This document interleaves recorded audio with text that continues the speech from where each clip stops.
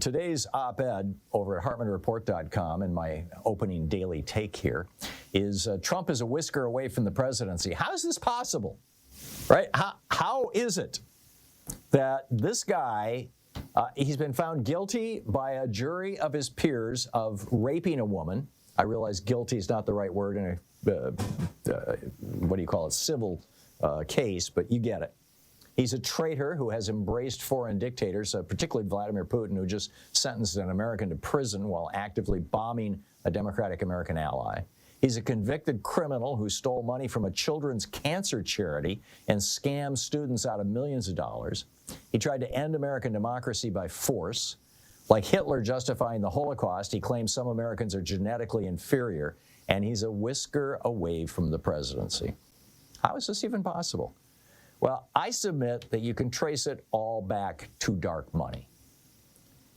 Ever since Citizens United legalized literally unlimited contributions to the new category of political action committees it created, super PACs, just in the past 15 months, over $8.6 billion has been raised for this year's federal campaigns, with 65% of that money, $5.6 billion, running through PACs. Jimmy Carter on this program said that Citizens United violates the essence of what? And it made America a great country in its political system. Now it's just an oligarchy with unlimited political bribery. And he's right. But it's even worse than Carter imagined. I mean, and it's affecting public policy, by the way. Remember when Donald Trump, the last year of his presidency, actually signed an executive order banning TikTok? Now, it never went into effect because TikTok sued, and it's been tied up in court ever since. But he was actually right. I mean, it's like the old proverb that even a broken clock is right twice a day. Well, occasionally Trump is right. And he was right about this. But then the 64th richest person in the world, worth an estimated $40 billion, Jeff Yazd, visited with Donald Trump, and suddenly Donald Trump changed his mind. Why? Well, Yazd holds $15 billion in ByteDance stock, the company that owns TikTok. That's 7% of the company's outstanding stock. And after that meeting between Trump and Yazd, apparently, Trump reversed his opposition to TikTok. As ABC News said, the former president has been rebuilding his relationship with the GOP megadonor, who reportedly has a major financial stake in the popular social media platform. Right. Now, back in 2012, Jeff Yazd, who lives in Pennsylvania, by the way, his entire political donation portfolio was a mere $78,000. This year, he has dropped $80 million, according to the All Eyes on Yazd campaign, in support of Republicans, just over the past few months. He spent more in Pennsylvania, according to All Eyes on Yazd, than the top 10 corporate PACs combined.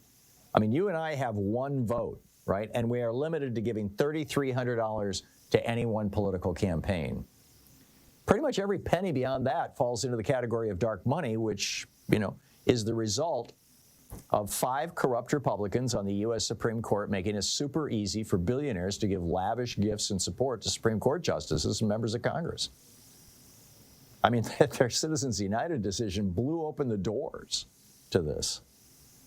And I mean, had not Clarence Thomas been the deciding vote on this, after having been, well bribed, shall we say, by multiple right-wing billionaires. One bought him a new van, a new RV. Another one has been flying him around the world in private jets and giving him, luxury cruises and paying for his mother's house and putting his son through school, or his adopted, so whatever the kid is, his nephew, that he's been taking care of. I mean, it's just incredible. The year of 2010, which was the year Citizens United was decided, but, it didn't really sink in until subsequent years. The year 2010, the total amount that all of America's billionaires together spent on politics in 2010 was $31 million. $0.031 billion. $31 million. In 2012, post-Citizens United, it went to $231 million. And in 2014, it went to $600 million. It was also $600 million for 2018. But then came 2020, when there was a very real chance that Trump would renew his or continue his tax cuts for billionaires. And the billionaires of America, keep in mind, in 2010, they spent $31 million on all elections nationwide. In 2020, they spent $2,362 million. I mean, just think about that. It's breathtaking. Americans for Tax Fairness reports the report finds that almost 40% of all billionaire campaign contributions made since 1990 occurred during the 2020 season. Now, this is from a report that precedes this year. And these are not expenditures, these are investments. These billionaires are buying politicians. And they're able to do it. I mean, just consider the report finds that billionaires had a lot more money to give politicians and political causes in 2020 as their collective wealth jumped by nearly a third, or over $900 billion to $3.9 trillion between the March beginning of the pandemic and the month before Election Day of 2020.